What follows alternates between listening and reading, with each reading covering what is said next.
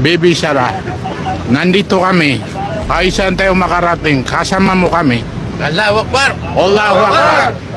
Takbir! Takbir! Allahu Akbar! Allahu Akbar! Grabe kayo no, maka-amiss kay ba? Nadungog to ninyo, ingon ang atong mga igsuon nga mga Muslim. Maskin pag unsay paingnan o unsay dangatan, naa sila makiguban sila. Ang Inday Sara. Inani kay gihigugma, gimahal si Inday Sara. Oo. Sa atong mga igsuon nga mga Muslim. Assalamualaikum warahmatullahi ta'ala wabarakatuh sa tanan mga Muslim nga naa karon sa tibuok kalibutan. Allahu Akbar, Allahu Akbar, Allahu Akbar. The Lord is great. The Lord is great.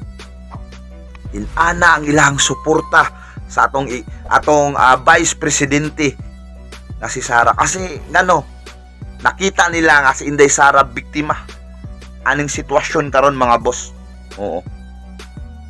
Sayon ka gaatubang og impeachment. Tao nga maayo ang serbisyo. Tao nga dunay baruganan. Tao nga nagmahal sa atong nasod. Naunsa na ba hinuon?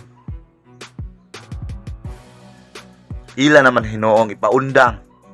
Ila naman hinong tanggalon.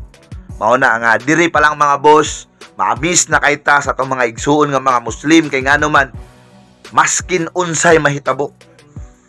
Makig-uban sila ang ilang suporta, ang ilahang pagmahal, ilang gipabati karon kang Inday Sara. Akali sa tinuod lang kung naa mga tao nga usay ma-hopeless mga igsuon, no mga boss, Inday Sara kabalo ko hopeless siya karon. Pero gipakita ang iyahang suporta, ang ilang mga suporta sa itong mga igsuon nga Muslim. Eh nakita nila nga dapat lang suportahan yun si Inday Sara. Mo na makaingon jud ko, grabe, Allahu Akbar, Allahu Akbar. Mo na nga daghan kayong salamat mga boss sa mga Muslim nga itong mga igsuon. Ug unta kamo pod. Oo. Asang tarong dito ta. Oo, asang tarong, asang maayo suporta ta. Mo na nga tanan nga mga Bisaya, kabalo ko nga mo suporta kay Inday Sara. Mo na nga thank you very much sa mga igsuon nato mga Muslim.